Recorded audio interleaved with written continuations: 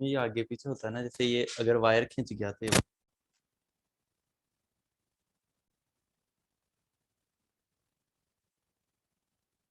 ऊपर। तुम्हारी क्लास में?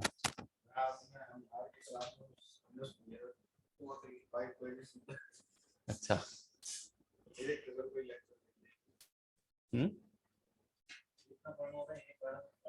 अच्छा।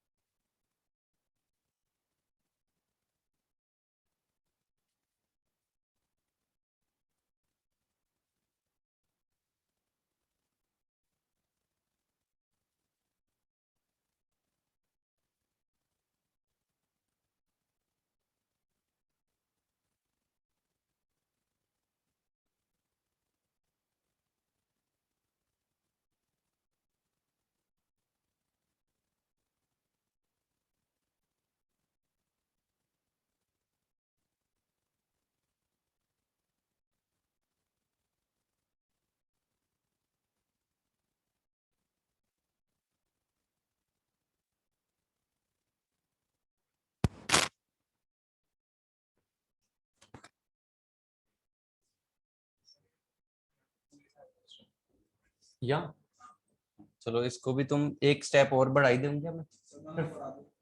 बढ़ा देता हूँ मैं खुद ही। एक्चुअल में मैं डायरेक्ट ही लिखने वाला था, क्योंकि याद तो यही रखना है अपने को, और एक ये दो चीजें हो रखी हैं। Mu upon 2 pi L N D upon under root of R one dash into R two dash square. अब सही है? स्क्वायर करोगे तो सेम है। नो, 2 को बाहर ले लिया। हाँ, 2 को, ये जो स्क्वायर वाला होता है ना, एल एन कोई भी ए की पावर एक्स होती है ना, वो आप बाहर लिख सकते हो, कोई इशू नहीं है। X into L N log की प्रॉपर्टी है, मतलब यहाँ आगे लिख लेना एक्स इंटू एल एन।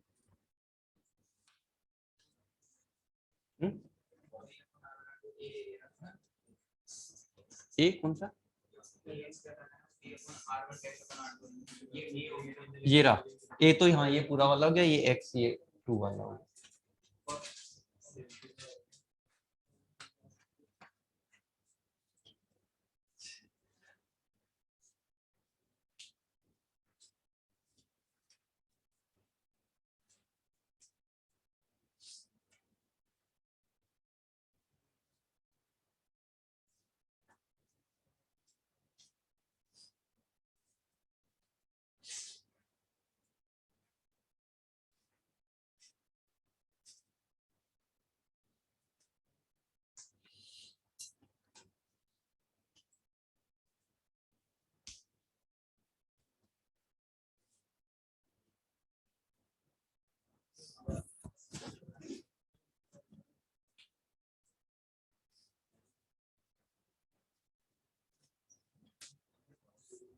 ये हो गया।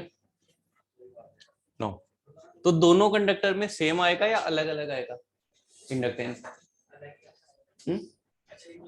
हाँ, ये डिपेंड कर रहा है, फर्क क्या है एक रेडियस का।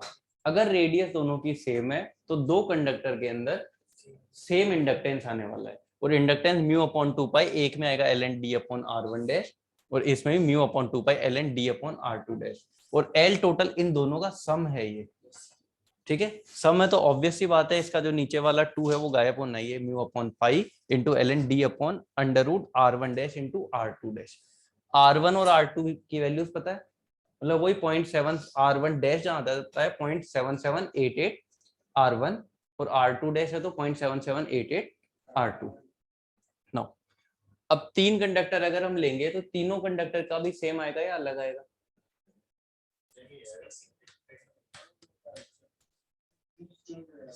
चलो 1 2 और 3, तीनों की हम रेडियस ले लेते हैं r सेम, और तीनों के बीच में जो डिस्टेंस है वो है d।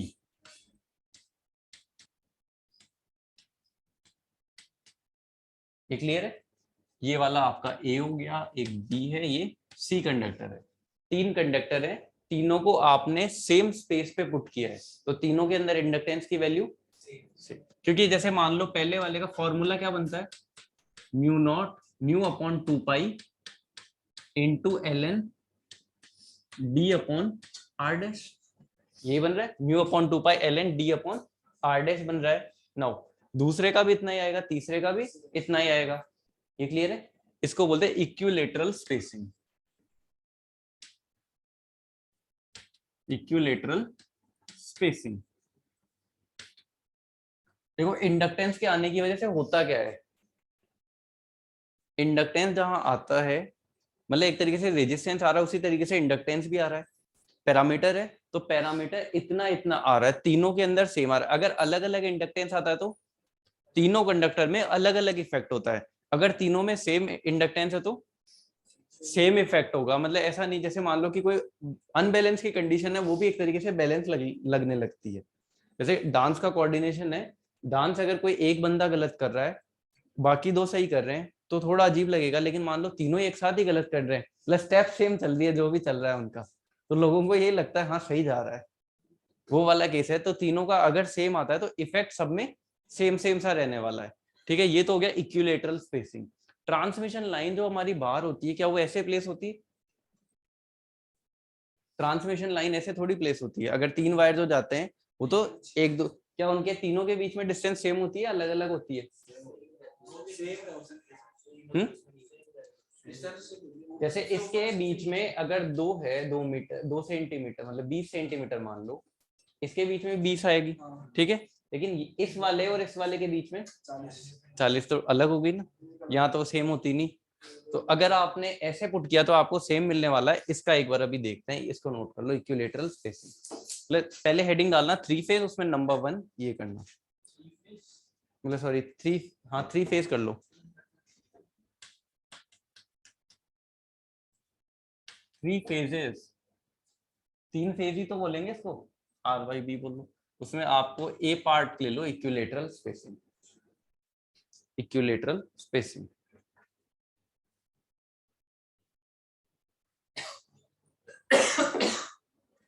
यहाँ चाहे लिख लेना सेम है सिंगल वायर, जो सिंगल वायर का जितना होगा उसी तरीके से बी का आ जाएगा, उसी तरीके से सी का, और टोटल होगा मल्टीप्लाई। और डिस्टेंस अगर मतलब रेडियस अगर अलग अलग आएगी तो वही पहले वाले जैसे बनता है, तो उसका एक बार मैं आगे और बता दूंगा, मतलब थोड़ा सा ही चेंज आएगा, वो क्या होगा।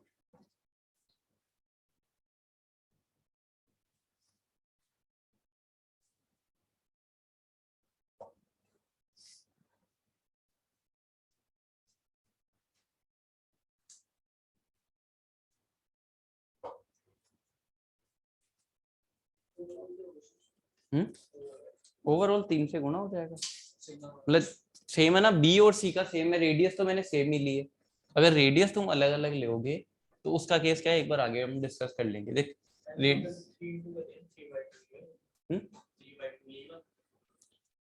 हाँ 3/2 लिखने की जरूरत नहीं, मतलब बी और सी का सेम ही आएगा, लिखने की जरूरत नहीं, रटना नहीं है कहीं ऐसे, मतलब तुम 3/2 लिखेगा तो तू रटेगा भी, फिर तो मेहनत ज्यादा लगेगी, उसकी जरूरत है नहीं। यहाँ लिख दो सेम एज सिंगल वायर, जो सिंगल वायर या सिंगल फेज वाला आपने लिया था उसकी तरह हो जाएगा।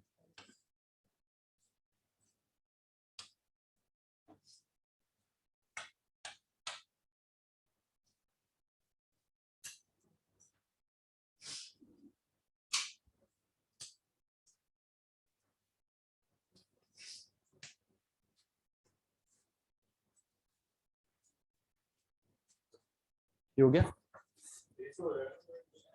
मत करना, लिखना नहीं है, लिखना नहीं है। हाँ मतलब हो जाएगा वो 3 से, मतलब बी और सी का सेम आ रहा है। देखो एल ए का, जैसे मान लो एल ए का आया आपका 15 मिली हेनरी, ठीक है, बी का भी 15, सी का भी 15, तो बस 3 से गुणा करना है आपको। ये तो क्लियर है। अगर तुम 3/2 का लिखोगे तो तुम उसको रटने में ऐसे जाओगे 3 μ/2 पाई, तो ये क्या डिफरेंट लगेगा, याद रखने की उसको जरूरत नहीं है, और तुम फालतू में दिमाग लगा के उसको कंफ्यूजन क्रिएट कर लोगे, इसलिए उसको लिखना नहीं है। ये हो गया। दूसरा वाला पार्ट देखते हैं। जैसे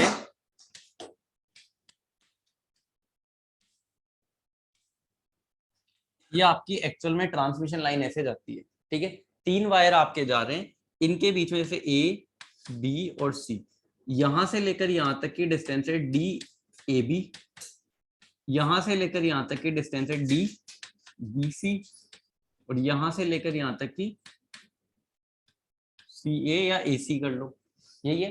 तो तीनों के बीच के अंदर डिस्टेंस इक्वल है या नहीं है? इक्वल नहीं है हमारी डिस्टेंस, तो एक्चुअल में क्या होगा,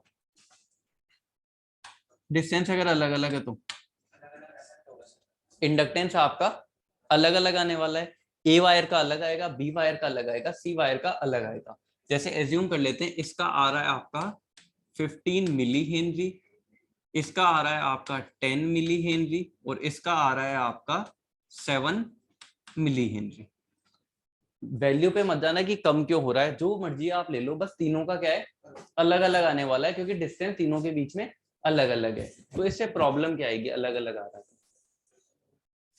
आपका जैसे रेजिस्टेंस वोल्टेज ड्रॉप करता है, वैसे ही आपका रिएक्टेंस भी वोल्टेज ड्रॉप करता है। रिएक्टेंस भी करता है ना, तो रिएक्टेंस भी वोल्टेज ड्रॉप करता है। तो इस लाइन में 15 मिली हेनरी के अकॉर्डिंग ड्रॉप होगा, इसमें 10 मिली हेनरी के अकॉर्डिंग ड्रॉप होगा, और इसमें 7 मिली हेनरी के अकॉर्डिंग ड्रॉप होगा। तो जो रिसीविंग एंड पे वोल्टेजेस हैं तीनों फेजेस में, वो क्या आएंगी, अलग अलग आएंगी। तो अलग अलग आएंगी तो प्रॉब्लम है। हमें चाहे मान लो कम होकर आए, लेकिन तीनों में अगर सेम मिल जाती है वोल्टेज तो ठीक है, हाँ कि बराबर वोल्टेज तो आ रही है। कि थोड़ी मान लो ड्रॉप ज्यादा है तो सेंडिंग एंड से थोड़ी सी वोल्टेज बढ़ा देंगे। जैसे फॉर एग्जांपल यहाँ पे तीनों फेजेस के अंदर आपको 200, मतलब कि 220 वोल्ट मिल रहा है, ठीक है। ड्रॉप अगर ज्यादा हुआ तो ये 200 वोल्ट हो गया मान लो तीनों का, तो तीनों में 200 वोल्ट है, तीनों में 200 वोल्ट मिल रहा है, तो थोड़ा सा 20 वोल्ट इधर से बढ़वा देंगे सेंडिंग एंड से, सब में 220 मिल जाएगा। लेकिन प्रॉब्लम क्या आ रही है, एक में 220 मिल रहा है, एक में 200 मिल रहा है, एक में 180 मिल रहा है। अब इसको बैलेंस कैसे करोगे आप? सेंडिंग एंड से बढ़ाने से भी कोई फायदा नहीं, क्योंकि बढ़ाते इसका वाला ज्यादा बढ़ जाएगा, मान लो ये भी नॉर्मल तक आएगा, ये पहुंच ही नहीं पाएगा।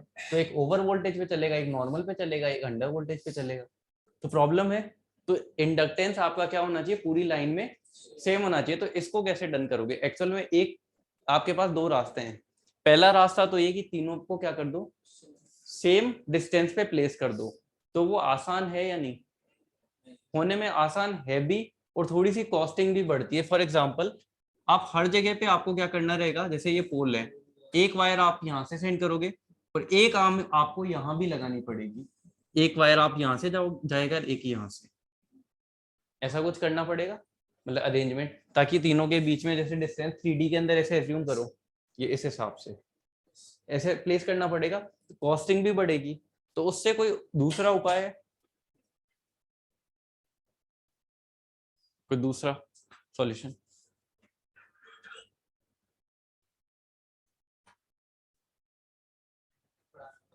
इंडक्टेंस बढ़ाना नहीं, इंडक्टेंस इक्वल करना है।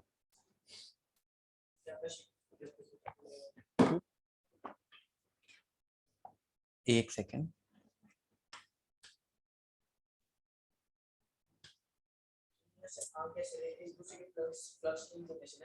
यस, क्योंकि खुद जैसे मान लो खुद है, वो दूसरे की वजह से भी दूसरे पे भी लिंक करके आ रहा है, कहीं पे बिना लिंक करे आता तो खुद का ही हो जाता है इनसाइड, जैसे आउटसाइड भी लिंक करके आ रहा है तो आउटसाइड की वजह से आ रहा है इनका, फिर इसका इन दोनों की वजह से भी आ रहा है, इसका इन दोनों की वजह से भी। अब डिस्टेंस तो इक्वल है नहीं, इफेक्ट अलग अलग दिखाने वाले हैं।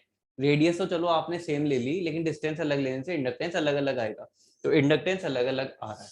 नाउ अब एक चीज ध्यान से देखना, अगर अपन ऐसे करें ए बी और सी, ठीक है। नाउ मैं क्या कर रहा हूं, जैसे ये एक पोल पे गए कुछ डिस्टेंस के बाद में, जैसे मान लो 10 किलोमीटर या 2 किलोमीटर की डिस्टेंस के बाद में मैंने इनकी पोजीशन बदल दी, इसको मैंने इस वाली पोजीशन पे लिया, बी को सी की जगह भेज दिया और सी को ए की जगह पे भेज दिया, ठीक है। फिर थोड़ी बहुत डिस्टेंस के बाद में वापस से इनकी पोजीशन चेंज करी, जो ये वाला था इसको यहाँ पे सेंड कर दिया, बीच वाले को नीचे सेंड कर दिया, और जो सबसे नीचे था उसको ऊपर सेंड कर दिया। नाउ ये ए वाला कंडक्टर चल रहा है, ये ए यहाँ पे है, ठीक है, ये बी वाला कंडक्टर और ये सी वाला है। एक चीज बताओ, इंडक्टेंस रेडियस तो तीनों कंडक्टर की सेम है। नो, जो इंडक्टेंस आ रहा था ये प्लेस मतलब जगह की वजह से आ रहा था या इनके खुद के कोई अंदर से इफेक्ट की वजह से?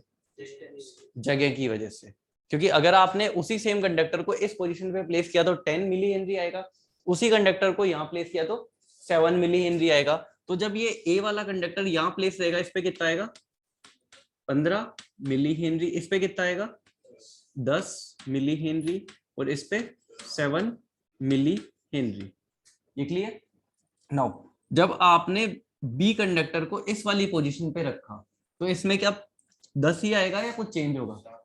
अब 7 हो जाएगा, क्योंकि पोजीशन इसकी आपने ये वाली कर दी, तो यहाँ आ जाएगा इसका 7 मिली हेनरी, और इस वाली पोजीशन पे भी 7 मिली हेनरी। नाउ इस वाली पोजीशन पे कितना रहने वाला है? 10 मिली हेनरी, यहाँ भी 10 मिली हेनरी, यहाँ आएगा 15 मिली हेनरी, और यहाँ 15 मिली हेनरी, यही आएगा। नो, अब एक काम करो, एल ए का टोटल करो, 15 प्लस 10 प्लस 7 कितना हो रहा है? 32 millihenry. Now L B का 32 और एल सी का, तो क्या दूर हो गई? जो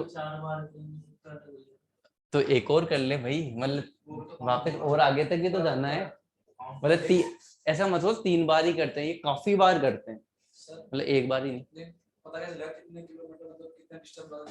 कितने डिस्टेंस के बाद आपकी जितनी इच्छा है वहां कर लो, चाहे 2 किलोमीटर के बाद कर लो, बस आपको ये पता है कि एक वायर के अंदर ये आ रखा है, ठीक है। आप दूसरे पोल पे जाके इस वाली पोजीशन आपको इंटरचेंज करनी है बस इनकी। हाँ, डिस्टेंस जो इच्छा है वो ले लो, मतलब ऐसा भी नहीं कि पता चल रहा है कि एक गांव निकल गया, मतलब जहां तक आपको सेंड करना है, एक सेंडिंग एंड होगा, एक रिसीविंग एंड होगा, जो भी आपका रिसीविंग एंड है उससे पहले तक ट्रांसपोजिशन करते हैं। ये जो प्रोसेस है इसको बोलते हैं ट्रांसपोजिशन। ट्रांसपोजिशन का मतलब होता है कंडक्टर की पोजीशन को इंटरचेंज करना, तो उस वजह से क्या होगा, इसका इंडक्टेंस आपका सेम आ जाएगा। अब ये मत बोलना कि यहाँ पे 15 आया था तो यहाँ 32 कैसे आ रहा है, ये तो बढ़ गया, बढ़ा नहीं है। मैं सिर्फ आपको ये दिखाना चाह रहा हूँ कि यहाँ जब 15 हो रहा था फिर कम हो रहा है आगे, फिर और कम हो रहा है। जैसे इसमें अगर 10 था तो एक टाइम पे कम हुआ, फिर थोड़ा ज्यादा हुआ, तो मतलब तीनों का ऐसे मिला के एक बैलेंस कंडीशन आ रही है। बैलेंस कंडीशन आ रही है यानी कि एक टाइम पे अगर कम ड्रॉप, जैसे अगर कम है तो कम ड्रॉप होगा, फिर थोड़ा ज्यादा हो जाएगा ड्रॉप उस कंडक्टर में, फिर नॉर्मल है तो नॉर्मल ड्रॉप होगा, यही होगा। तो आपको रिसीविंग एंड पे क्या होगा, वोल्टेज आपको सेम मिलेगी। तो इस प्रोसेस को हम क्या बोलते हैं? ट्रांसपोजिशन, ठीक है। ट्रांसपोज्ड कंडक्टर भी इनको बोलते हैं। ट्रांसपोज्ड कंडक्टर का मतलब होता है कि उन्होंने जो भी कंडक्टर है उनकी पोजीशन को इंटरचेंज किया हुआ है। इस पोजीशन जो ट्रांसपोज कंडक्टर है उससे बेनिफिट क्या मिलता है? वोल्टेज ड्रॉप आपका सेम होता है, तो रिसीविंग एंड पे हर एक कंडक्टर के अंदर आपको सेम वोल्टेज मिलेगी। ये क्लियर है? तो इस चीज को क्या बोलते हैं? ट्रांसपोजिशन, ठीक है। और इन कंडक्टर्स को बोलते हैं ट्रांसपोज्ड कंडक्टर।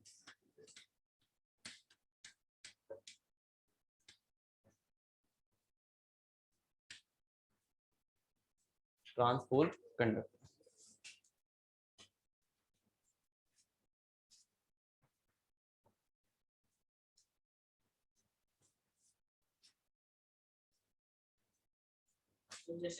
हम्म इस बारे में कल एक बार से आया था हमारे पास सिस्टम में जो हमारा वाला देख, मैंने यहाँ जो ए पॉइंट है वहां कुछ ना कुछ प्लेस है, जैसे ये मैंने अकेले को इसको लेके डिस्कस किया था कि इसकी वजह से भी कुछ मतलब आउटसाइड भी कुछ होगा।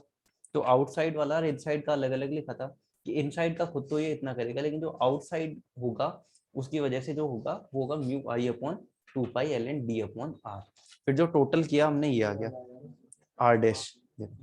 हाँ इस वाले में दो रहते, इसमें हमने खाली माना कि एक ही हमारे पास हाँ हाँ हमने माना खाली एक ही है जिसका आ रहा, इसमें हमारे सामने से ही दो आए। देखिए ऐसे ये ऐसे चलता है। आप लिखो mu upon 2 pi L N. अब डिस्टेंस अगर आपके पास में दो है तो दो डिस्टेंस लिखो और उसकी पावर हाफ लगा दो। जितने भी आपने मल्टीप्लाई किए ना उसकी पावर हाफ लगा दो। अगर 3 डिस्टेंस लेते तो 3 की पावर 1/3 लगा देते। ठीक है, अपॉन में आर डैश। ये तो आएगा ही आपका, ये समझ जाएगा तू अभी थोड़ी देर में। ये वाला डाउट मैं तेरा क्लियर कर दूंगा।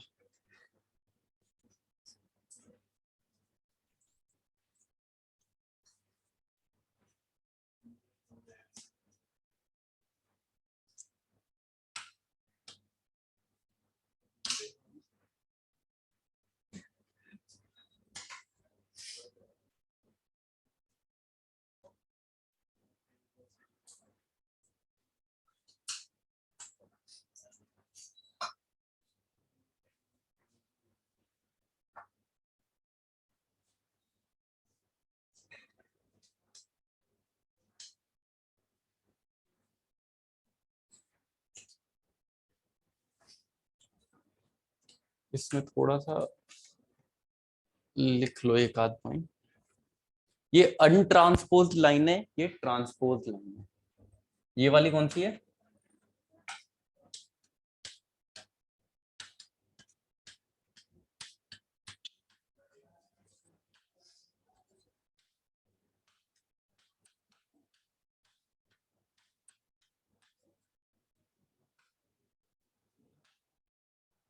ट्रांसपोजिशन का मतलब समझ गए ना?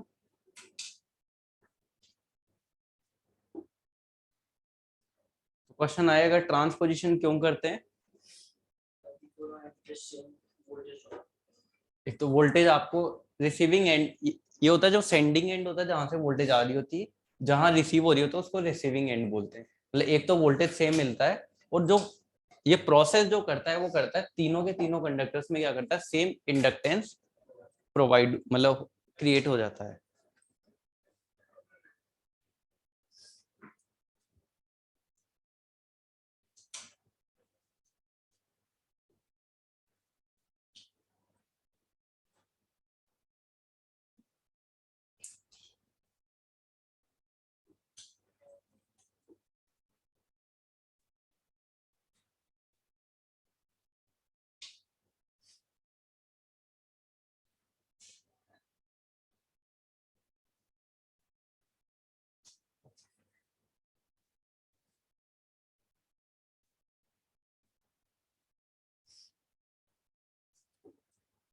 इसका इनके फॉर्मूला में अभी लिखा नहीं रहा क्योंकि वो अननेसेसरी, क्योंकि लिखा हुआ देखोगे तो तुम पढ़ोगे भी उसको, तो अननेसेसरी प्रॉब्लम होगी। अभी एक आगे क्वेश्चन से क्लियर हो जाएगा वो सेल्फ जीएमडी और म्यूचुअल जीएमडी क्या होते हैं थोड़े।